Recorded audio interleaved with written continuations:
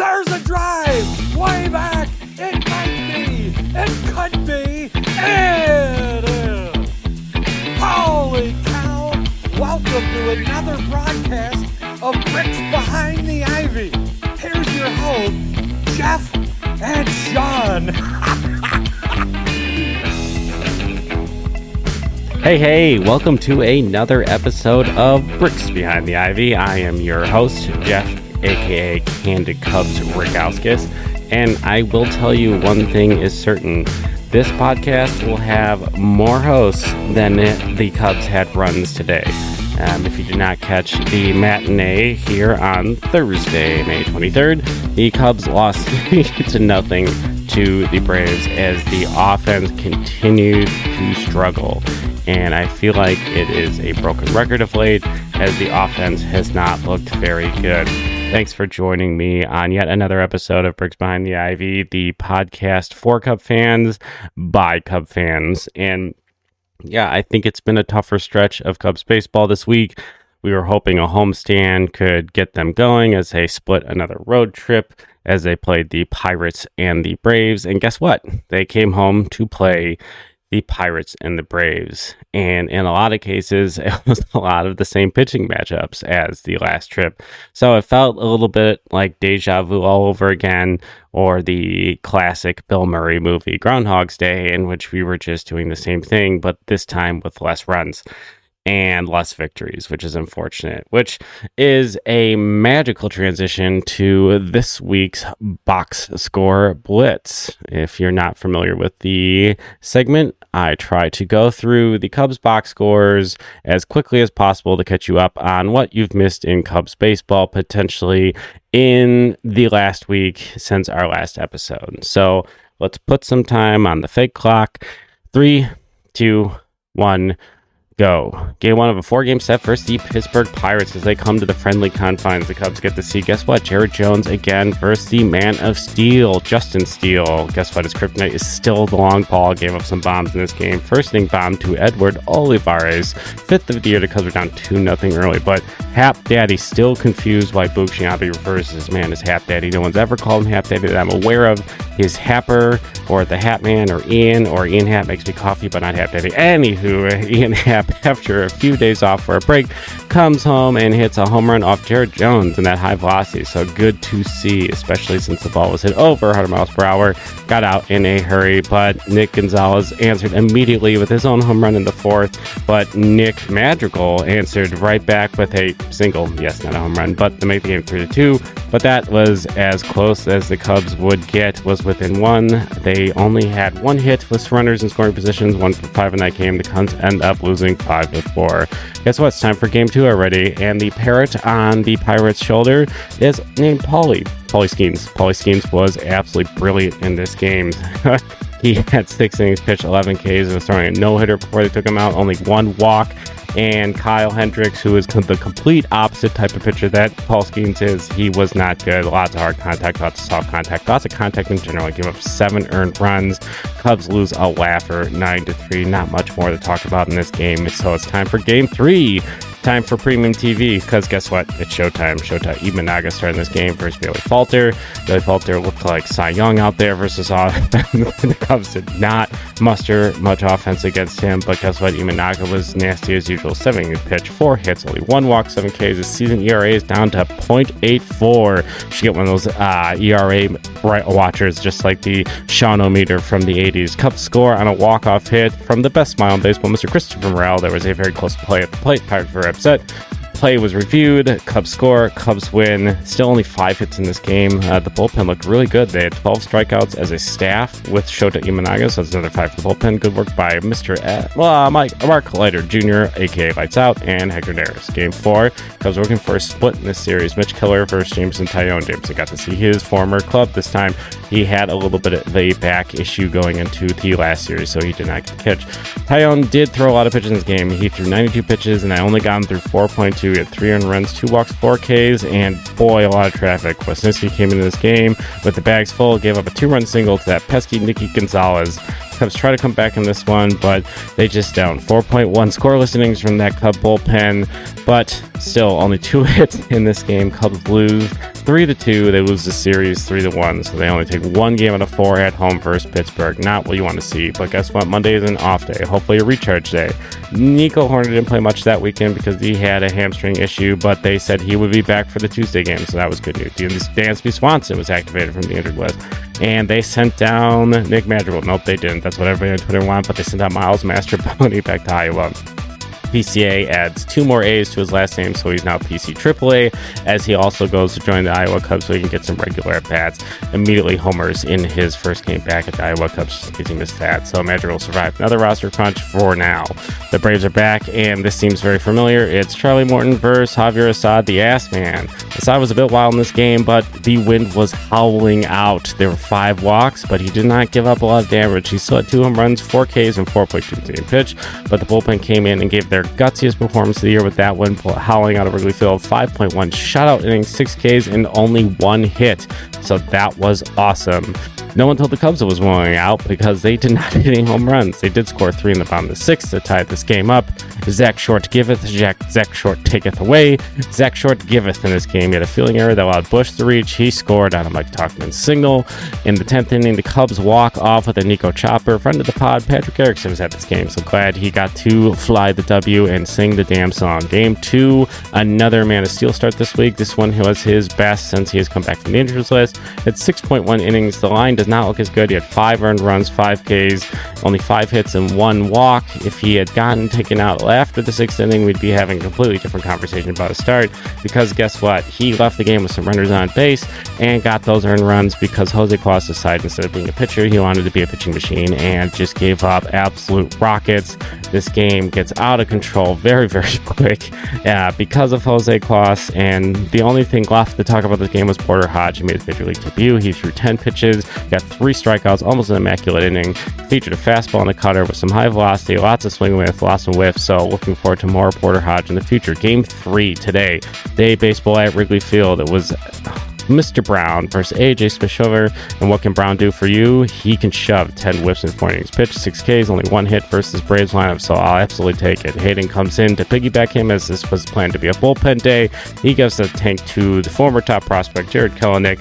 Kyle Hendricks made his debut out of the pen as he was removed from the rotation after that hit fest versus Pittsburgh, who had one of the worst batting averages versus right-handed hitters, so it was justified. He still had 2 innings pitched, 4 hits, 2 runs, 1 strikeout, still not looking that great out of the pen. Cubs lose this one 3-0. 2 runs late by Kyle Hendricks made this one feel really far away. Not many hits for the Cubs, and that is your box score blitz. So we did see the Cubs win 2 games in 7 tries at home. So 2-5 homestand. Not what you want to see. Cubs will be moving on in our series preview versus the Milwaukee Brewers and the St. Louis Cardinals, who the Brewers are in first and the Cardinals are in third. A sweep of the Cubs this weekend by the Cardinals would actually put them back at 500, which would put them in the conversation of this division once again. And the Brewers, the Cubs, are still 2 games back, as they are still the first place squad. They have been scuffling is a strong word, but they have not been playing as hot as they've been earlier. They are only 4-6 in their last 10, where the Cubs are 3-7. So neither one of them is really playing to their best at this moment. The Cubs have just been super banged up, and that has been the story. I think that is a good portion of the offensive conversation, but let's be honest, the overall numbers are ugly. So the Cubs are 9-12 this month, which is not great. And in April, they won 17-10 after a 1-2 March. Obviously, there was only a few games in March. So that 7 games over 500 in April is what you want to see. But they weren't really just destroying the ball. They were playing some tough opponents in there. They win when they were supposed to. They played some interesting games in Arizona. They played the Dodgers. But only a .239 team batting average and a .315 on base at that point. So it's not like they were tearing the cover off, but it did feel a lot better than it does right now. Cubs in May only hitting .207 as a team, .297 on base percentage, only .339 slug. So just not what you want to see.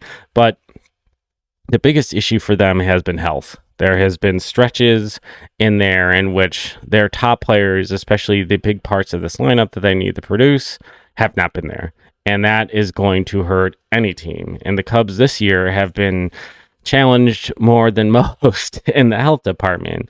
If you told me, at the beginning of the season, the Cubs would lose Justin Steele, Jameson Taillon, and many others in the pitching staff.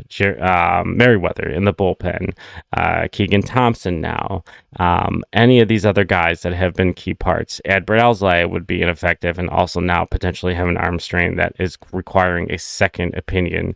They would lose Cody Bellinger for a stretch. Dansby Swanson would have a knee issue. Nico Horner would have a hamstring issue. Ian Happ, he started the season with a little bit of an issue, and I'm not sure how healthy he has been at times, but he has not looked great at the plate, which have had a lot of Cub fans calling for him to be removed from the lineup. There's just been a few guys in this stretch that have been asked to carry a heavier offensive load, which I think generally you can see guys begin to press as other guys have been taken out of the lineup because they realize that the role is more important. So I think someone like Ian Happ, who had to be slid in the 3-hole during some parts of this stretch, I just don't know if he thrives very well there. Didn't have much protection. Christopher Morel has continued to have a very interesting season. There has been some articles by like Sahadev Sharma and Patrick Mooney and a few other Cubs pundits discussing, his batting average on balls in play, his launch angle, and how hard he's hitting the ball.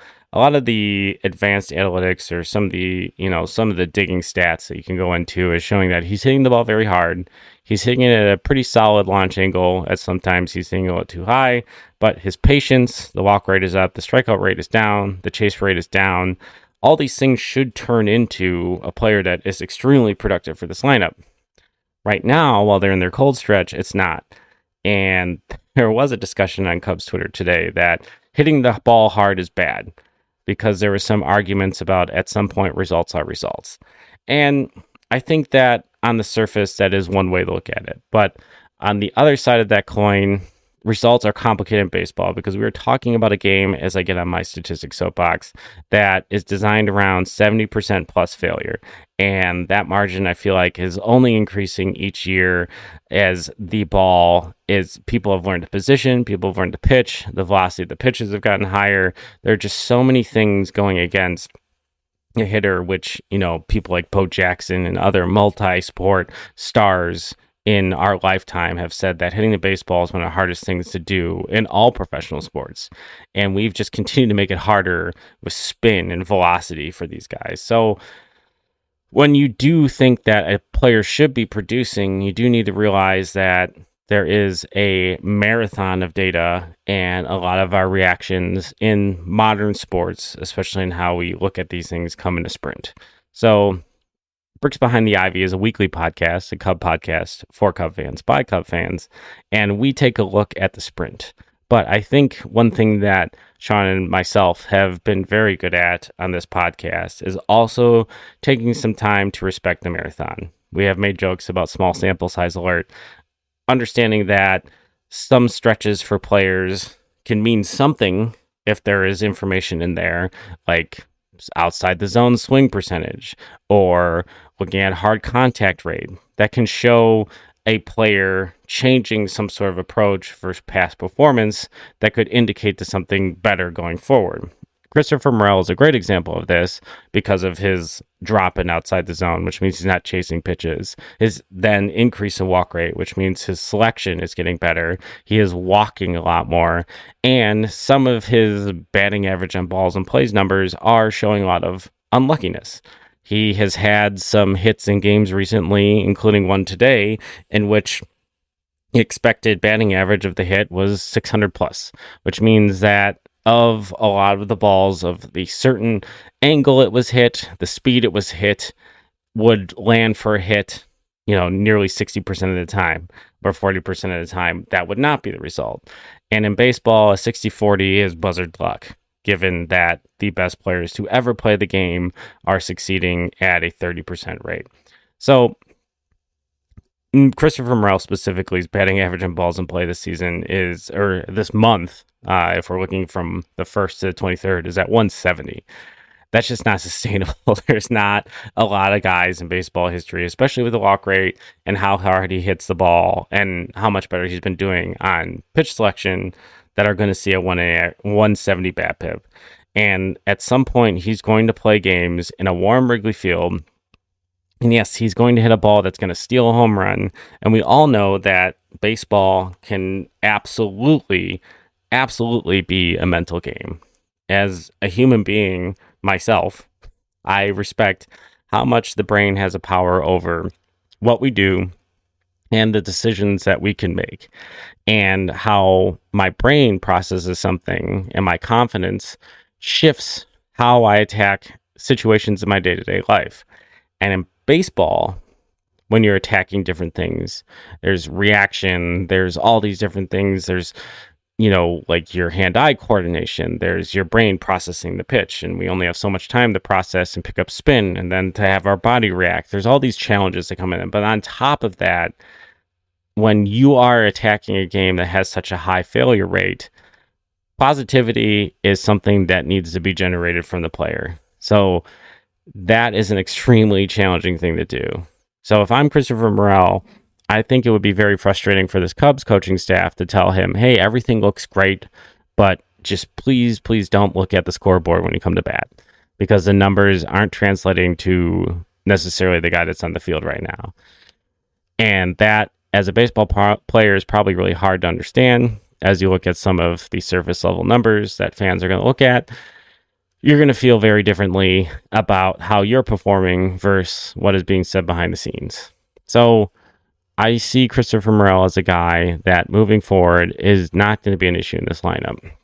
Guys I do see as an issue in this lineup, and looking at how guys have been performing this month, are also probably players that aren't going to be part of the Chicago Cubs lineup moving forward in 2024, or at least they are part of this lineup or part of this team and have very, very different roles, that they are being asked to do something completely different at this time because of injuries.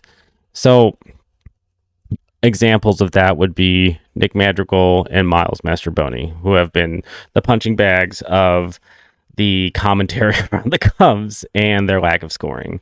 These aren't guys that you're super excited about giving regular at-bats to in a normal situation. However, Nick Madrigal's glove in the past, especially last year, has been, grading above average to better at third base, as Christopher Morel has been learning the position. We can argue about whether or not Christopher Morel should have been playing that position much sooner than he ended up being to kind of smooth out these bumps. That's a fair criticism. But having Nick Madrigal on this roster as a backup for Christopher Morel in some of those tighter games in the early in the year has been very important. The Cubs have played a ton of one-run games, so having defense as a priority as a bench piece isn't a terrible option. And Nick Madrigal, when he has been healthy, the idea has been he's a hitter that doesn't strike out much and puts the ball in play. Now, we can talk about quality of contact and a bunch of different things with Nick Madrigal and what type of player he is now versus what type of player people thought he was going to be versus the type of player he was in a small sample size in the 2020 season. That's a completely different conversation and probably a side topic for a completely different podcast. But I do sit on the team that is running out of patience for him getting regular at-bats on this team when there are potential options, especially when the offense is struggling as much as it does in Iowa. Miles Mastrobuoni is another one that has been a punching bag for very similar reasons, but looking at some of his numbers, he does grade out a little bit better than Nick Madrigal on things like base running. His defense at times looked pretty solid at shortstop while Dansby Swanson was out, while also looking pretty tough in some of his throws. But when you're used to watching Dansby Swanson, who does the little things every day better than most shortstops you're going to watch in a lifetime because of just how meticulous he is about his craft, watching anyone else can be very challenging. And there has been times this year where the Cubs defense has looked pretty sloppy. And I am going to dig into that a little bit more, probably for a future episode. And I'm interested based on the range and some of the positioning at third and first base and how it's potentially affected Nico Horner and Dansby Swanson. And ultimately, as well, Cody Bellinger is a solid center fielder, but isn't bringing, as much defensive value as he has in the past, but still a solid amount. These numbers also tend to normalize the more reps these guys get in, and we have a better idea of what their range factor is compared to others. And, Seiya Suzuki has continued to improve, but of late he has kind of looked a little lost out there. And that brings us to one last point I do want to make about the Cubs offense, and that is Seiya Suzuki. He has looked, since he has come back from the oblique injury, not the same side as last time. He started off with some at-bats where he was getting the hard contact and just not having much luck. And then there was kind of a shift where I felt like there was an at-bat this past weekend versus the Pirates where he seemed to be kind of like stretching his side a little bit more than usual, and he has just not looked very comfortable at the plate of late.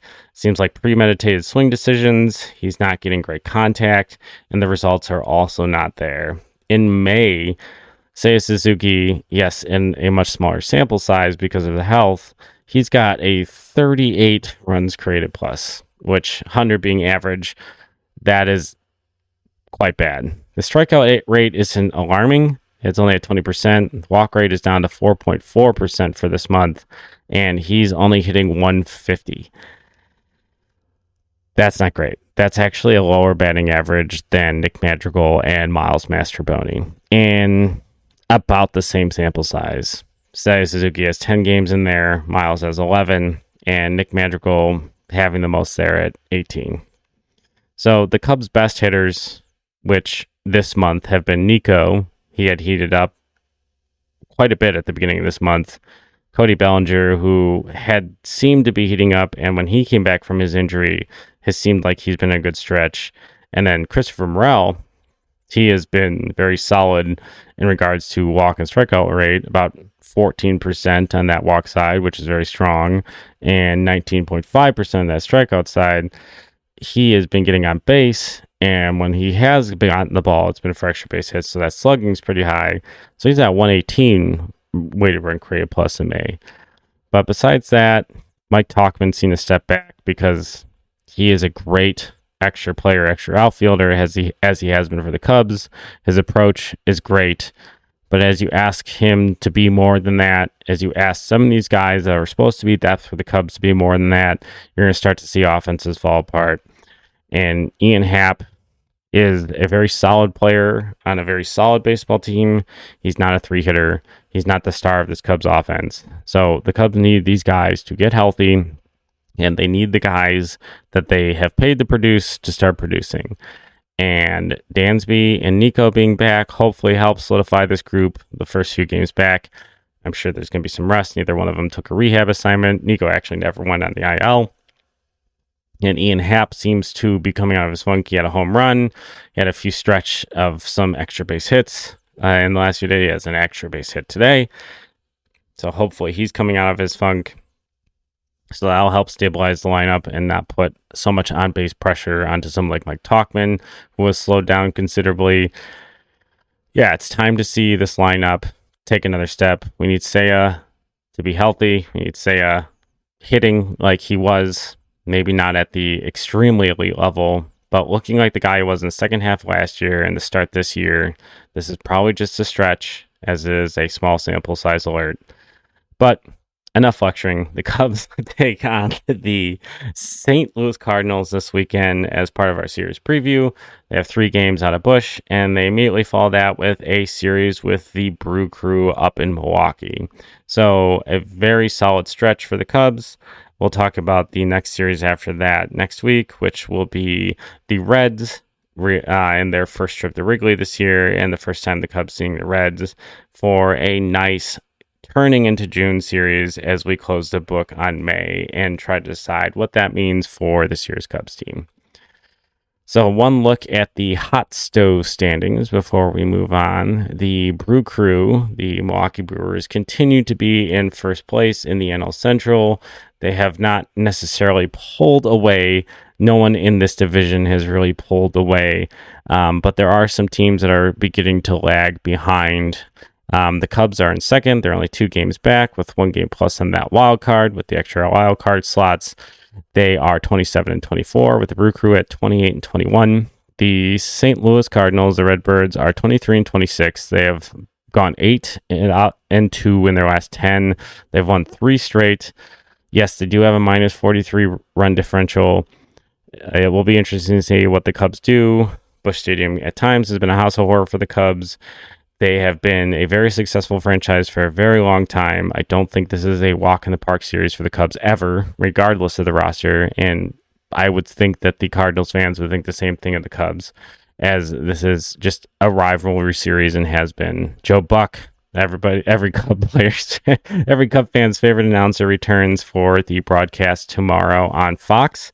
It's his first return to baseball since he had shifted away from baseball onto football as his primary broadcasting assignment. So it'll be his return to baseball, and every Cub fan in the world is so happy that he chose a Cubs-Cardinals game to return to. The Pittsburgh Pirates are just behind the Cardinals at 23 and 28. Young team. Paul Skeens coming up, changes that rotation a little bit. And we have the Cincinnati Reds, who are 20 and 30. If you think the Cubs are having offensive troubles in May, my lord, like, hug a Red fan, they are having more offensive troubles than we are in the month of May. They are last in the circuit, or first if you turn the list upside down, which I'm sure that's not something that you're going to do, but sometimes it makes me feel better. They have a 67 weighted runs created plus. They have been bit by the injury bug. They've seen a lot of wrist injuries, so hopefully moving forward, they can get healthy if you're a Reds fan, but they are in last place in this division. Before I move on to our next segment, which we do have a special guest, I do want to take a moment to thank Wrigleyville Sports. Wrigleyville Sports is a sponsor of Bricks Behind the Ivy, and as one, they have provided us a special discount code for all you brickheads out there. So take a look in this bio, take a look in the description of this podcast, click on the link to Wrigleyville Sports. Once you get there, find some stuff you want. Maybe you're looking for some Sky stuff. Maybe you're looking for some Cubs stuff. I'm always looking for Cubs stuff, like this hat or this Kerry Wood jersey. Like, these are things that I constantly need in my life. And if you see this basement, there's more space to probably put some more Cub stuff in. And there's no better place to go than right by the ball field in Wrigley Field or on their website at Wrigleyville Sports. So get those things in your cart, get them ready to check out, and then use our special discount code BRICKS10 for 10% off of your order. Once again, that's BRICKS10. And thank you, Wrigleyville Sports, for being a sponsor. And you can't mention sponsors without mentioning Wrigley Fire Bar and Grill, a new sponsor to the Bricks Behind the Ivy family, run by the great Pat Erickson, who is our access to the legendary Harry Carey. Check out Wrigley Fire Bar and Grill on Facebook, and thank you for being a sponsor. So today I had the privilege of sitting down and talking with Alex Cohen, who is the play-by-play announcer for the Iowa Cubbies. If you were not aware of that, you've probably actually heard his voice before, as he has done Cub games during spring training, and there's been way more coverage of the Cubs minor league teams on Marquee, which is kind of the beauty of Marquee, and to me, the intent of Marquee is to take your Cubs television station and provide as much Cubs coverage as possible. So the Road to Wrigley, which is a program on there, he gets to do with Elise Menaker and highlight different things that are going on in the Cubs minor league system. And of course, there are several Iowa Cub games that are broadcasted each year on Marquee. Alex and I sit down and talk about some things that are going on in Iowa, talk about our thoughts on the 2024 Cubs thus far, and a few other nuggets about how he got into broadcasting and what team got him into baseball. And guess what? It wasn't the Cubs. So let's check this conversation out. Cub fans, thanks again for sticking around. Today we have Alex Cohen, the play-by-play announcer for our beloved Iowa Cubbies out there in Des Moines. Thank you so much for joining us today on Bricks Behind the Ivy. Really appreciate you guys having me. Thanks for having me on. I'm looking forward to talking some Iowa Cubs and some Chicago Cubs with you guys too. So. Yeah, it's been nice to, I think, as a Cub fan base, and I want to say since Theo Epstein, there's been just a renewed focus on the minor league system for the Cubs. And I'm assuming then you guys have seen just kind of different type of fan attendance as certain players have made their ways through the system, as I think Cub fans not only became obsessed with the major league team, they became obsessed with what's happening next, which is such a cool thing for someone myself who loves baseball. What's happening next has always been the thing that I focus my energy on. So now having this renewed focus on just, I would say, one of the better farm systems now in baseball, a lot of pundits would say as well, there's been probably just an increase in attention that you guys are getting at this point. Yeah, definitely, especially with our games being on Marquee Sports Network and, going from, I'm not going to say a bottom tier farm system, but like middle of the pack. And then when you trade Chris Bryant and you trade Javier Baez and you trade Anthony Rizzo, you get that influx of talent. And then when you draft well, when you hit on your first round draft picks, like the Cubs did with Nico Horner and what they did with Jordan Wicks and what they hopefully did with Cade Horton and Matt Shaw, I mean, that completely revitalizes your farm system. So now you're a top 5 farm system in all of baseball, and there's a lot of attention being put on the Iowa Cubs and really on the Tennessee Smokies and the Myrtle Beach Pelicans and the South Bend Cubs, and it's good for the organization. Absolutely. I think that it also helps grow the game, and being in these different markets across the United States, the Cubs have always been this national brand from the WGN years, but as things have shifted the marquee to a more singular focus, singular television network that has, some regional access issues as they address some of the blackout areas and such, that the things that are beyond their control, it is good that, towns like Myrtle Beach and Tennessee, where the Tennessee Smokies are, and Des Moines are getting some additional attention and growing the fan base of the Chicago Cubs outside the Chicago area. So, Absolutely. Alex, the first question I want to ask you today, I think, is a very simple question. One thing that we like to focus on here is kind of your baseball or your Cubs story, like where things came from. What got you into baseball, and was it specifically the Cubs? So I grew up in the Philadelphia area. So I grew up a Phillies fan. So listening to Harry Kalas and going to games at Veterans Stadium and going to the first game at Citizens Bank Ballpark. But I did start getting into the Cubs in college. So I went to Indiana University in Bloomington, Indiana. And all of my friends, dorm, fraternity, like all of my close friends were Chicago Cubs fans. And naturally, being the antagonist I was at that age, I wanted to hate the Cubs so badly. And it's, what? Don't knock it until you try it.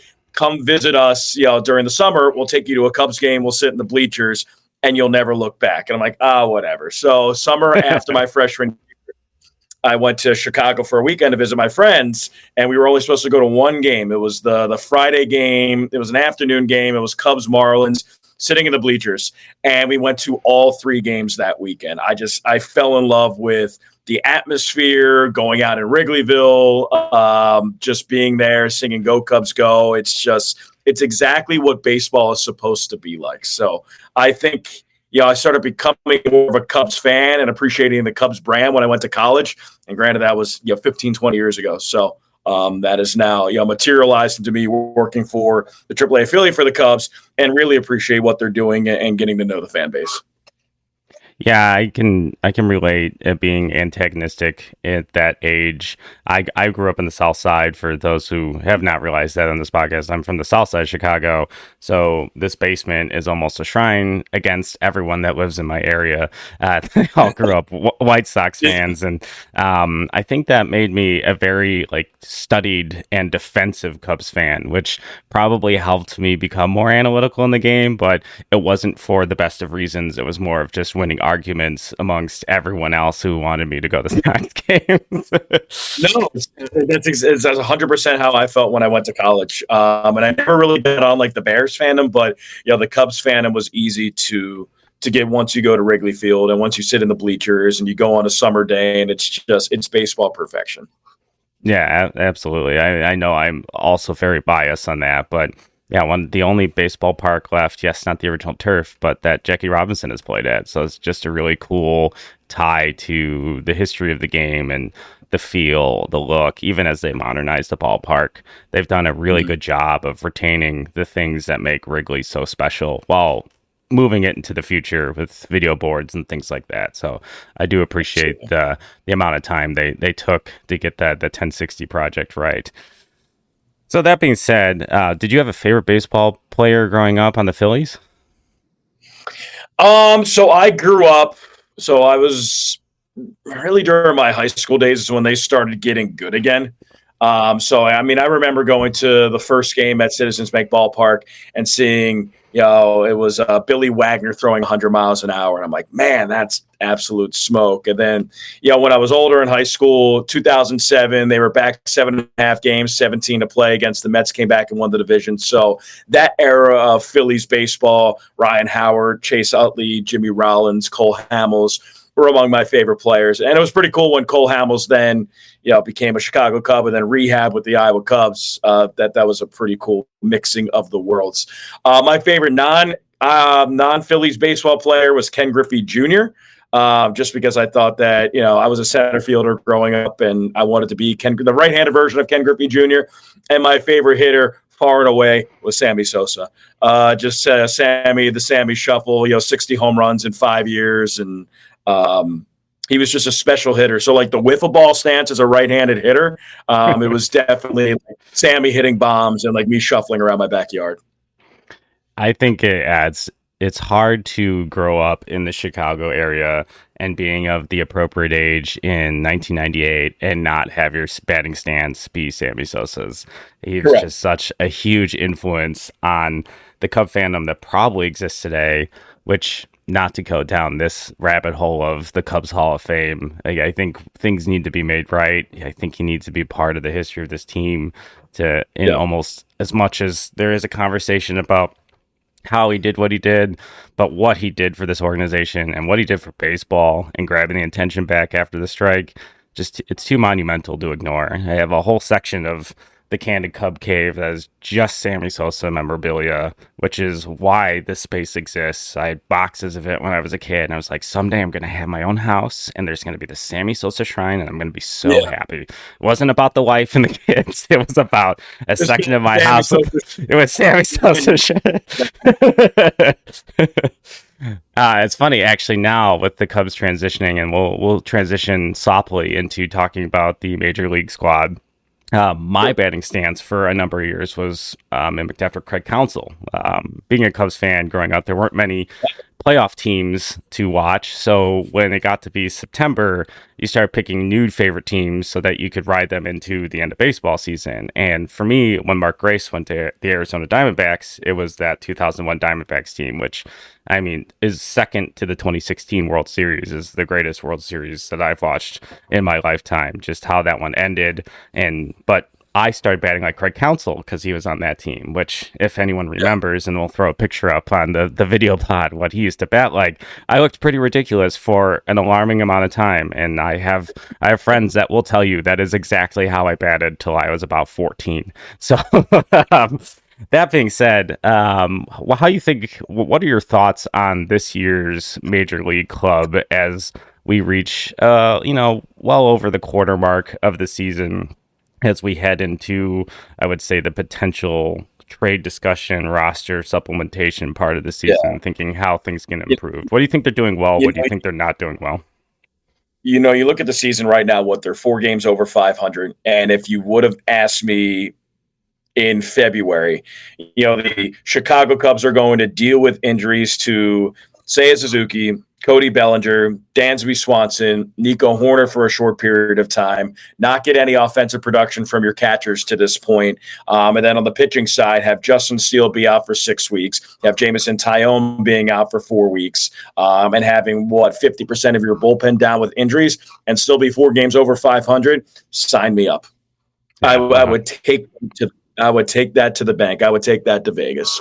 So I think all things considered, they've done a tremendous job navigating injuries and dealing with a new manager and a new staff and getting to know the players. And I think Craig Counsell's done a tremendous job.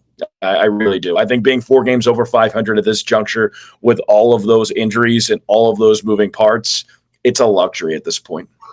Yeah, I think that sometimes gets lost in, I would say, that the Twitter vacuum that exists out there. If you interact with some of these Cubs communities, is there's always a discussion of this is not going well and the bullpen is bad and the offense is terrible. But yeah, if you take a step back, exactly what you said, there has been just an egregious amount of hardship. This has been a mash unit that has put together wins on early in the season.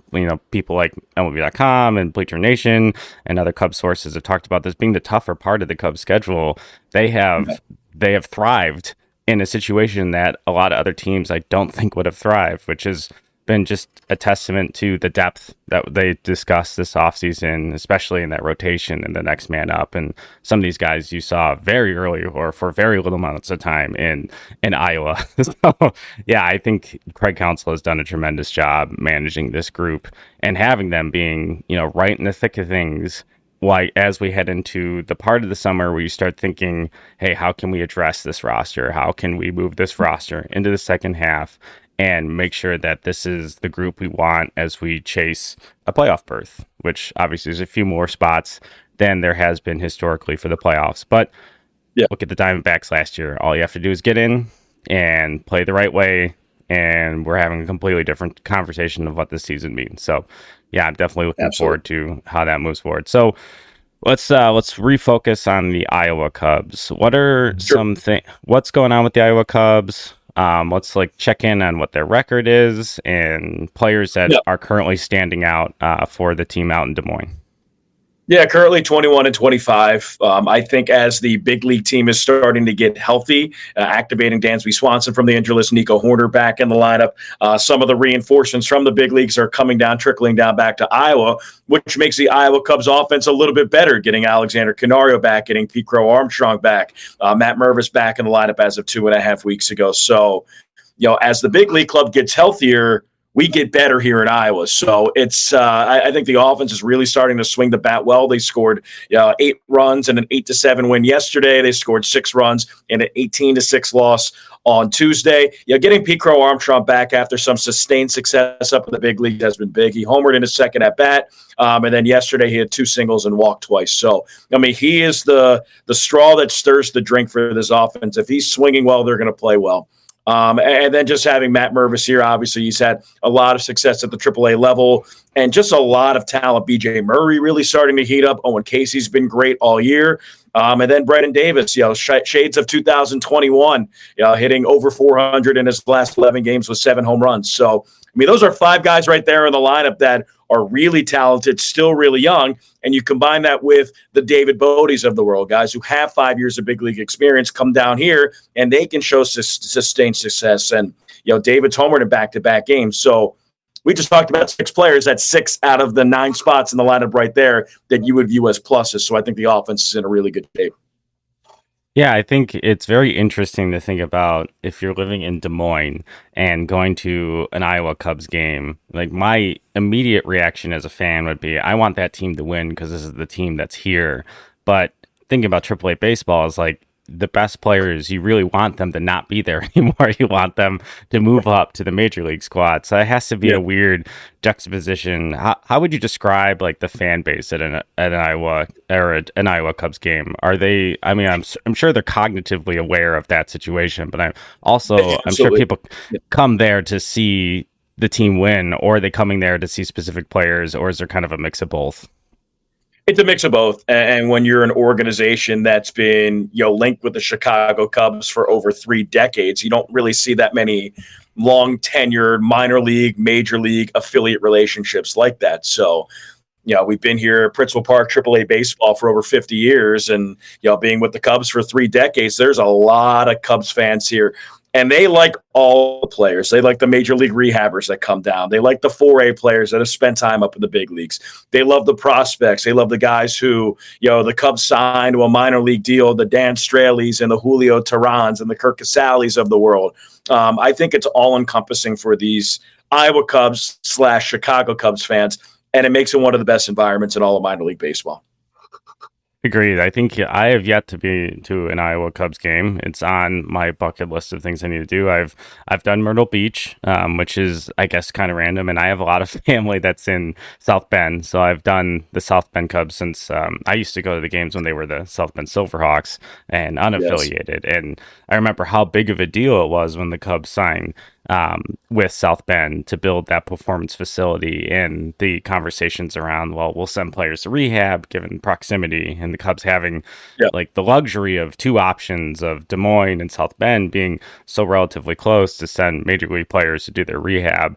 It's been so good for the city of South Bend, just as the Iowa Cubs have been so good to Des Moines. So I do want to kind of slide back a little bit.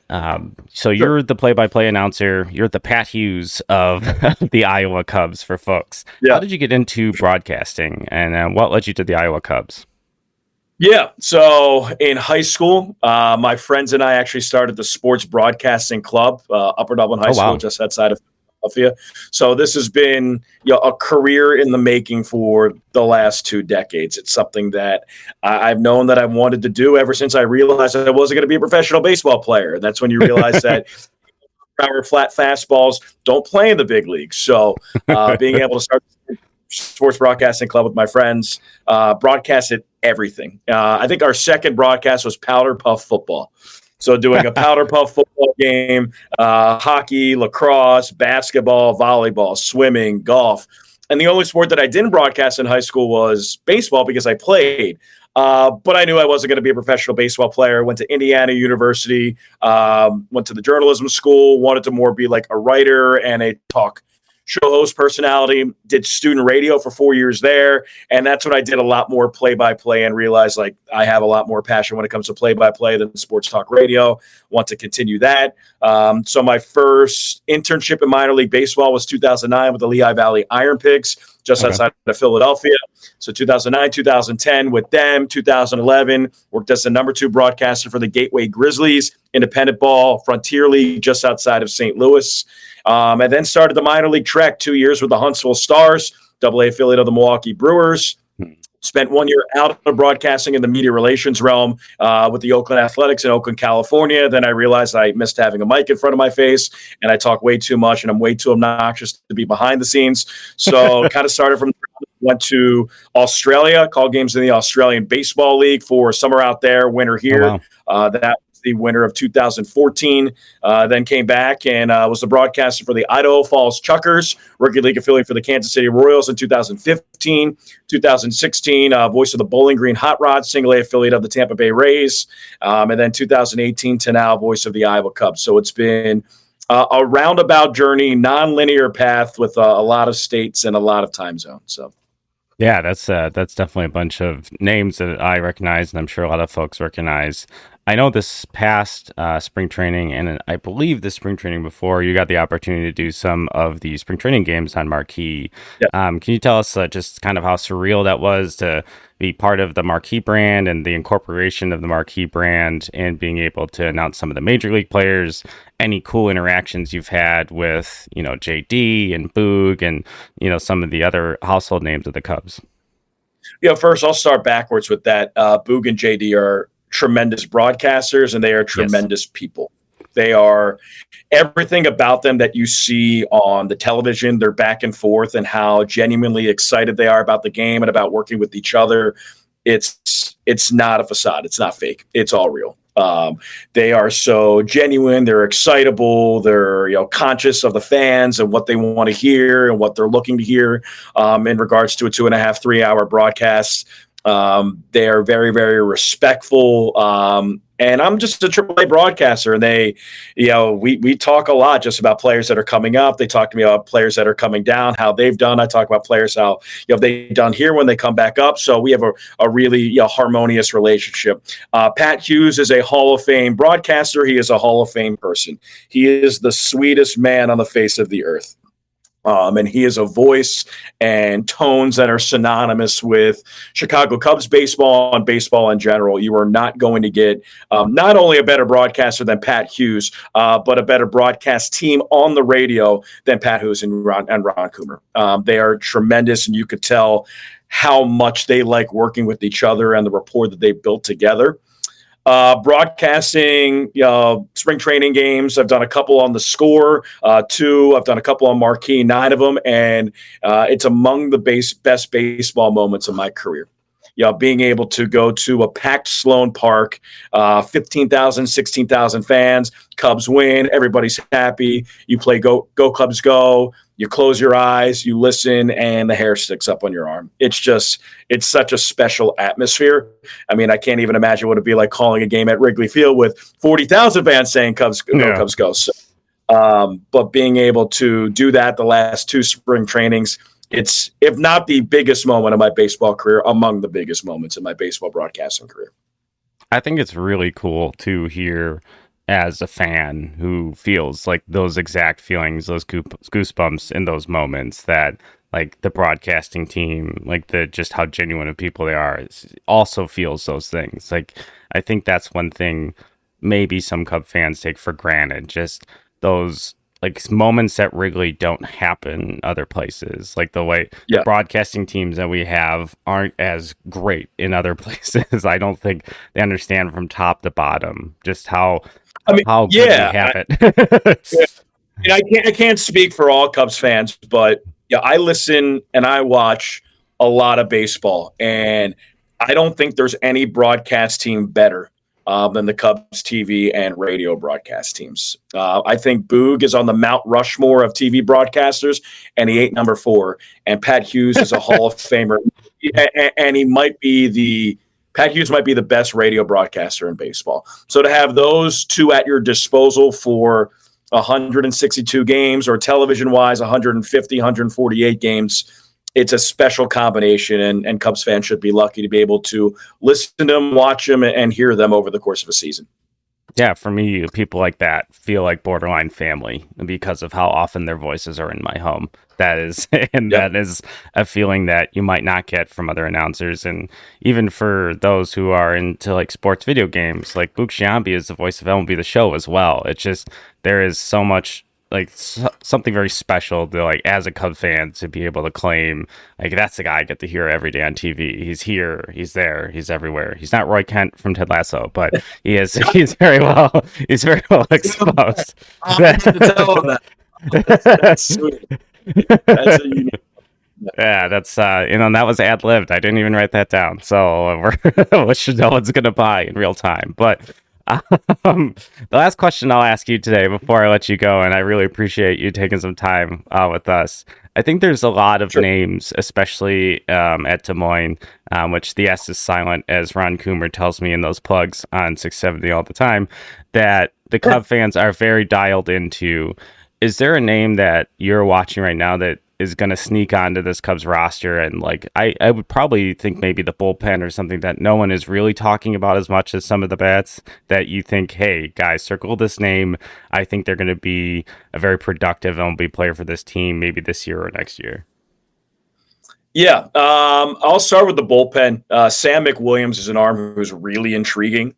Sam was, in AAA with a couple different organizations, then out of baseball for a year, and then back. And he's a 6'7" righty with 3 good pitches and a fastball that runs 96 to 98, and striking out about 17 batters per 9 innings. And there's stuff that he needs to work on here. He's a little susceptible to the long ball and holding on runners and just being a little bit quicker to the plate, but in terms of pure stuff, he's probably a back end of the bullpen caliber arm type of pitcher.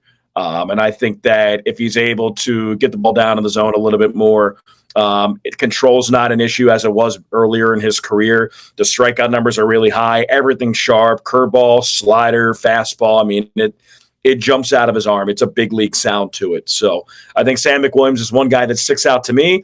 And then offensively, I don't think people are talking enough about Owen Casey and BJ Murray Jr. I mean, I know Owen Casey's the, second or third ranked prospect in the Cubs organization, but he literally can do everything. He is one of the more athletic outfielders that I've seen. And granted, I mean, I've been able to see Pete Crow Armstrong the last 2 years, and I think Pete could beat Owen Casey in a 40-yard dash and a 60-yard dash. If we're talking about 100 meters, I think Owen might beat Pete, which is crazy to think. I mean, Owen has some incredible speed. It's a plus tool for him. He's gotten a lot better defensively. He's got an above average arm. And the plate discipline is so advanced for his age. He's 21 years old. He's top 10 in the league in on-base percentage. He's top 5 in the league in walks. He's on pace for 100 walks this year. And a guy who's also on pace for 35 doubles, double-digit home runs. And I think the power will continue to materialize as the weather gets warmer, summer gets hotter. You could be looking at a 40 double, 100 walk, 20 home run season from Owen Casey at age 21 at the AAA level. That's pretty darn special. So I think that people know that Owen Casey's good. I don't think that they talk about him enough in like the upper elk of Cubs prospects. Yeah, I think that's fair. I think that's a name that even on the Twitterverse that gets thrown in a lot in hypothetical trade situations. And to me, watching him this spring, looking at the numbers, the age, like he's become untouchable in my mind because I think some of the things he's doing are completely different types of skills that I would love to add to this major league roster at a corner of the outfield spot. And I know when the Cubs acquired him, which I believe he was one of the pieces in the Yu Darvish trade, which like at the time, like a lot of fans grumbled about in its salary movement. But, you know, you get a lot of those very young prospects. You don't really know what you're getting, but they're major league prospects because of their potential upside. So those are lottery tickets. And this one might be one of those that like we're one scratch off away from, you know, being millionaires. And Owen Casey, he looks the part in the defense is the one thing I've seen that has really, really improved because I think there was some discussion last year of like, well, maybe he could be the first baseman. And now there's no discussion about moving him from the outfield. And I believe he played center field the other night too, which is... He did. Yeah, he had 2 games in center field. We were playing in Syracuse. It's really interesting. You said that one of your favorite players was Mark Grace. And once he went over to the Diamondbacks. I was talking to a scout last week.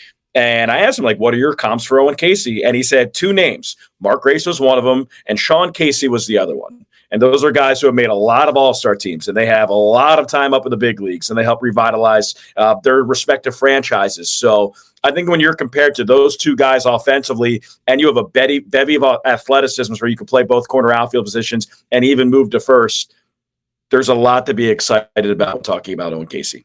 Absolutely. And then politically, he's already the mayor of Cincinnati in that comp, and he has the most hits of any player in the 90s. So that's pretty impressive for a guy born in the 2000s. But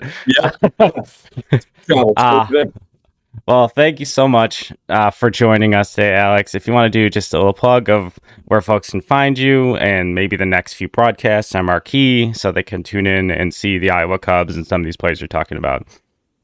Yeah, so my social media handles at Voice of Cohen 2 on Twitter. Also be sure to check out at Iowa Cubs on Facebook, Instagram, and all your other social media channels, Twitter as well, or I guess X at this point. But we try to keep you up to date with as much social media content as possible.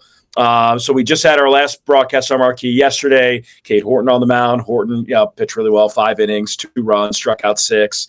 Our next broadcast on Marquee Sports Network, I believe, is the first week of June. So we have this series right now. We go to Louisville for a 6-game series, and then we come back for a 6-game series. So I believe it's that Wednesday. We have 18 games on Marquee Sports Network this year. I think 13 of those remaining. We already had 5. And then you'll be able to see us on Road to Wrigley Live on Marquee Sports Network too. So be able to catch a lot of the Iowa Cubs. And right now the Iowa Cubs with Pete Crow Armstrong, Alexander Canario, Owen Casey, BJ Murray Jr., Cade Horton. It's a lot of prospects, and waiting in the wings, you have the James Triantoses, the Matt Shaws, and the Kevin Alcantara. So it's a fun time to be a Cubs fan at the upper levels of the minor leagues because you have such an influx of talent. Absolutely, and it is definitely a time to pick yourself up if you're in the Chicago area. Take advantage of this warm weather that's coming and drive out to Des Moines and check out our Iowa Cubbies, maybe get some autographs. I know that they have a Marvel theme night and some Marvel memorabilia for you comic book nerds, much like myself, that has that cool crossover of 2 things you might love. So yeah, make the trip. I've heard it's worth it. I plan on making a trip with my family in the near future. But Thanks everyone again for listening. Thanks Alex for hopping on. This has been another episode of Bricks Behind the Ivy, a Cubs podcast for Cub fans by Cub fans. We'll see you guys next week.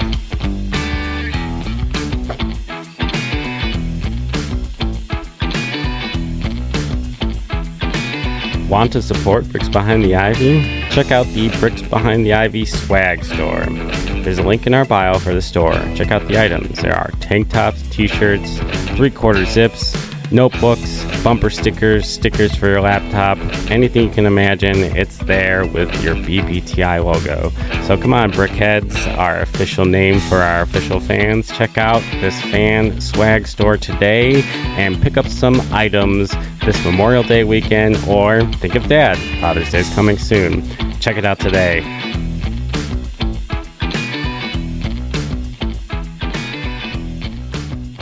Holy cow!